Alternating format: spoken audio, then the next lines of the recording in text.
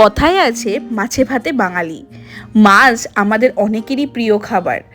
আজ পাবদা মাছ দিয়ে খুব ইজি একটা রেসিপি বানাবো। পাবদা মাছটাকে নুন, হলুদ ও সামান্য লঙ্কার গুঁড়ো দিয়ে মাখিয়ে রাখবো।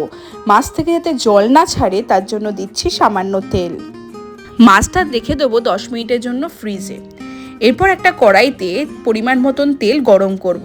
তেলটা থেকে যখন ধোয়া বেরাবে তখন মাছগুলোকে ছেড়ে হালকা করে ভেজে তুলে রাখবো অন্য একটি পাত্রে। ভালো করে কড়াই এবং তেলটা গরম না হলে মাছগুলো কিন্তু কড়াইয়ের গায়ে আটকে যাবে। সুতরাং সেক্ষেত্রে আমাদের খেয়াল রাখতে হবে কড়াই এবং তেল খুব ভালো করে গরম করতে হবে।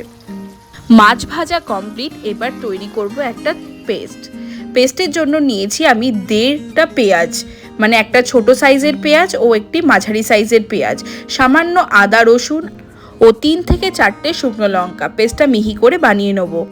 তেল গরম করে এর মধ্যে দিচ্ছি কালো জিরে ফোড়ন। কালো জিরেগুলো একটুখানি পুড়ে আসলে পেস্টটা দিয়ে নাড়াচাড়া করব প্রায় 2 থেকে 3 মিনিটের মতো। মশলাটা ভালো করে কষে আসলে এর মধ্যে দিচ্ছি সামান্য পরিমাণ নুন আর সামান্য হলুদ, সামান্য পরিমাণ জিরের গুঁড়ো আর ধনের গুঁড়ো, এটা অপশনাল, আপনারা চাইলে নাও দিতে পারেন।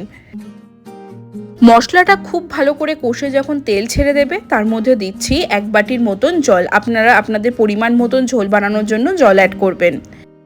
আরও 2 থেকে 3 মিনিট মাছ সমেত ঝোলটাকে ফুটিয়ে এরপর ওপরে ধনেপাতা দিয়ে গার্নিশিং করছি। আজকে তৈরি হয়ে গেল পাবদা মাছের তেল ঝাল। পরিবেশন করুন গরম ভাতের সাথে, দেখবেন তার দারুণ একটা টেস্ট। আজকের ভিডিওটা কেমন লাগলো অবশ্যই জানতে চাই কমেন্ট বক্সে। আর যারা এখনও সাবস্ক্রাইব করেননি তাদের কাছে অনুরোধ থাকলো চ্যানেলটাকে আগিয়ে নিয়ে যাওয়ার জন্য, একটু পাশে থাকার জন্য। Thank you.